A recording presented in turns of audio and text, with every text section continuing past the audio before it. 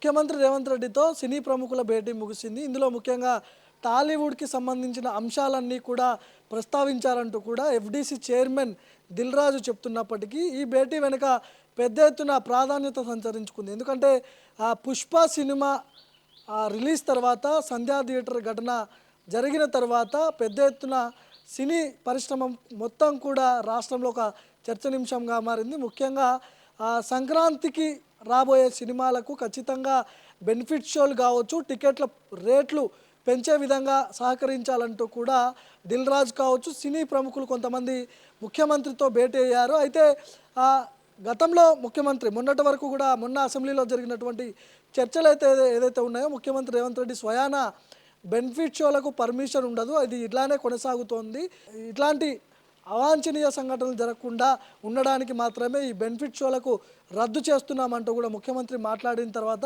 సినీ పరిశ్రమ మొత్తం కూడా ఒక లైన్ మీదకి వచ్చినట్టు కూడా తెలుస్తూ ఉంది. దిల్ రాజు ఎఫ్‌డీసీ చైర్మన్గా ఉన్నాడు. ప్రభుత్వానికి సినీ పరిశ్రమకు మధ్యలో సమన్వయకర్తగా ఉండి అన్ని లోపాలను సరిచేస్తానంటూ కూడా దిల్ రాజు ముందుకొచ్చినట్టు కూడా తెలుస్తూ ఉంది. ముఖ్యంగా ఈ సినీ ప్రముఖులతో భేటీలో కొంతమంది కీలక వ్యక్తులు మిస్ అవ్వడం వెనుక పెద్ద ఎత్తున ఊహాగానాలు వ్యక్తమవుతున్నాయి. గతంలో ఎందుకంటే మాజీ ముఖ్యమంత్రి జగన్మోహన్ రెడ్డి ఆంధ్రప్రదేశ్ ముఖ్యమంత్రిగా ఉన్నటువంటి గతంలో ఆయన ముఖ్యమంత్రిగా ఉన్నప్పుడు ప్రభాస్ కావచ్చు, చిరంజీవి కావచ్చు, నాగార్జున కావచ్చు, సినీ ప్రముఖులు కీలక వ్యక్తులందరూ కూడా జగన్మోహన్ రెడ్డి దగ్గరికి వెళ్ళారు, అక్కడ భేటీ నిర్వహించారు. కానీ ఈరోజు రేవంత్ రెడ్డి సినీ ప్రముఖుల భేటీలో చిరంజీవి కనపడలేదు, ఇక్కడ ప్రభాస్ కనపడలేదు, మహేష్ బాబు కనపడలేదు.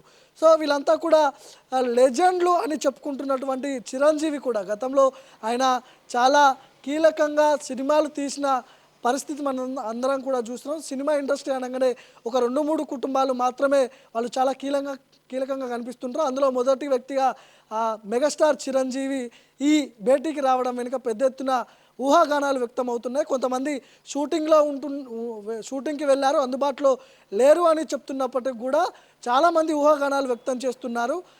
గేమ్ చేంజర్ మూవీ రాబోతుంది. గేమ్ చేంజర్ మూవీ ఖచ్చితంగా హిట్ అవ్వాలంటే ఇక్కడ పుష్ప సినిమాకి బ్రేక్ ఇవ్వాలి, పుష్పని ట్రాప్ చేయాలి, పుష్ప సినిమాకి ఇంత ఆదరణ లభించకూడదు అనే ఉద్దేశంతో దీని వెనకాల బ్యాక్ ఎండ్లో చిరంజీవి పెద్ద ఎత్తున ఒక స్కెచ్ చేసి నడిపించారనే ఒక కథనాలు, అంటే వార్తా కథనాలు కావచ్చు, పబ్లిక్లో కావచ్చు, ఒక ఊహాగానాలు అయితే తిరుగుతున్నాయి. చిరంజీవి ఎందుకు రాలేదు ఈ భేటీకి, మహేష్ బాబు ఎందుకు రాలేదు ఈ భేటీకి, ప్రభాస్ ఎందుకు అటెండ్ అవ్వలేదు ఈ భేటీకి.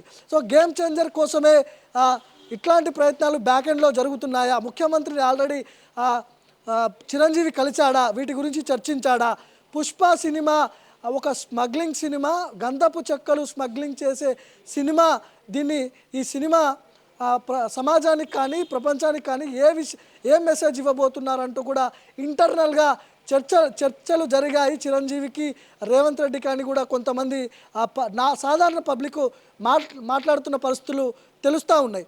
అయితే ఈ భేటీలో ముఖ్యంగా కీలక వ్యక్తులైనటువంటి చిరంజీవి, ప్రభాస్, మహేష్ బాబు ఇట్లాంటి కీలక వ్యక్తులు హాజరు కాకపోవడం వెనుక ఇలాంటి అనుమానాలు, ఇప్పుడు నేను చెప్పిన అనుమానాలన్నీ కూడా వ్యక్తమవుతున్నాయి. అయితే ముందుగా ఇంతకుముందు చెప్పినట్టుగా సినీ పరిశ్రమను హైదరాబాద్ కేంద్రంగా ముంబైలో ఉన్నటువంటి హాలీవుడ్ కావచ్చు, టాలీవుడ్ కావచ్చు, వాళ్ళంతా కూడా హైదరాబాదు వచ్చి ఇక్కడ స్థిరపడే విధంగా ఇక్కడ నేషనల్ ఫిలిం హబ్గా ఏర్పాటు చేస్తాం, ఇక్కడ అట్లాంటి వాతావరణం క్రియేట్ చేస్తామంటూ కూడా రేవంత్ రెడ్డి అక్కడ మాట్లాడినట్టుగా కూడా వార్తా కథనాలు అయితే ప్రధాన వార్తా మీడియాల్లో కథనాలు అయితే చూస్తూ ఉన్నాం.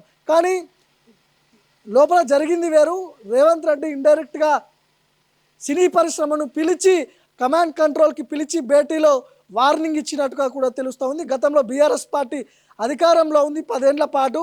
అయితే ఇంకా బీఆర్ఎస్ ట్రాప్లోనే ఫిలిం ఇండస్ట్రీ ఉంది, టాలీవుడ్ మొత్తం కూడా బీఆర్ఎస్ లైన్లోనే ఉంది, కాంగ్రెస్ పార్టీ లైన్లోకి రాలేదు. నేను ముఖ్యమంత్రిగా ఉండి ఇప్పటికీ దాదాపు సంవత్సరం దాటిపోతుంది, నన్ను ముఖ్యమంత్రిగా గుర్తించట్లేదు, కనీసం నా పేర్లు ప్రస్తావించడానికి కూడా ఫిలిం ఇండస్ట్రీకి ఎందుకంత గణం ఇదైపోతున్నారు, నా లైన్లోకి రావాల్సిందే అంటూ కూడా అక్కడ డైరెక్ట్గా వాళ్ళకు వార్నింగ్ ఇవ్వనప్పటికీ కూడా కమాండ్ కంట్రోల్లో జరిగినటువంటి సమావేశంలో భేటీలో నేను చెప్పినట్టు వినాల్సిందే ఖచ్చితంగా. గతంలో ఏం జరిగిందో తెలియదు, కానీ నా రూల్స్ పాటించాల్సిందే. ఇక్కడ ఉన్నది రేవంత్ రెడ్డి కాంగ్రెస్ ప్రభుత్వం కాబట్టి నేను ఎవరి మాట వినను. మీరు ఖచ్చితంగా ప్రభుత్వం తీసుకున్నటువంటి కొన్ని నిర్ణయాలు కులగణన కావచ్చు, డ్రగ్స్ నియంత్రణ కావచ్చు, ఏదైతే ప్రభుత్వం చేపడుతున్నటువంటి కొన్ని సర్వేలు కావచ్చు, వీటన్నిటి కూడా సినిమా ఇండస్ట్రీలో ఉన్నటువంటి ప్రముఖులందరూ కూడా ప్రమోట్ చేయాల్సి ఉందే.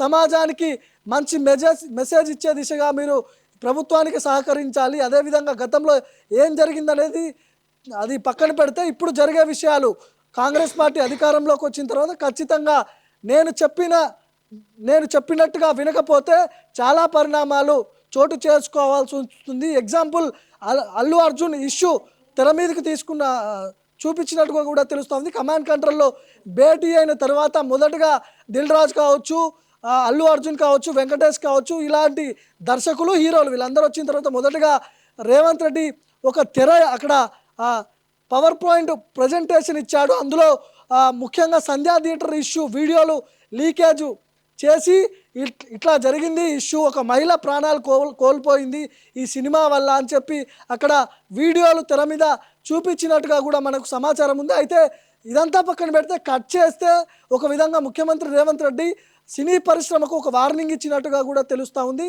ఇంకా మీరు బీఆర్ఎస్ ఆ ట్రాప్లో ఉన్నారు, బయటికి రావాలి, ప్రభుత్వం వచ్చింది, మార్పు జరిగింది, కాంగ్రెస్ పార్టీ అధికారంలోకి వచ్చింది, ముఖ్యమంత్రిగా నేనున్నా, నా లైన్లోకి మీరు రావాల్సిందే అంటూ కూడా ఇండైరెక్ట్గా సినీ పెద్దలకు వార్నింగ్ ఇచ్చినట్టుగా కూడా తెలుస్తూ ఉంది. బెనిఫిట్ షోలకు అసెంబ్లీలో చెప్పినట్టుగానే బెనిఫిట్ షోలకు పర్మిషన్ లేదు, ఖచ్చితంగా ఇవి మీరు పాటించాల్సిందే, పాటించకపోతే చాలా పరిణామాలు ఎదుర్కోవాల్సి వస్తుందంటూ కూడా ఇండైరెక్ట్గా వాళ్ళకు వార్నింగ్ ఇచ్చినట్టుగా కూడా మనకు తెలుస్తూ ఉంది. ఇక చిరంజీవి ఇష్యూకి వస్తే చిరంజీవి హాజరు కాలేదు, ఆయన వేరే షూటింగ్లో ఉన్నారు అని చెప్తున్నప్పటికీ ఇక్కడ గేమ్ చేంజర్ సినిమా రాబోతోంది.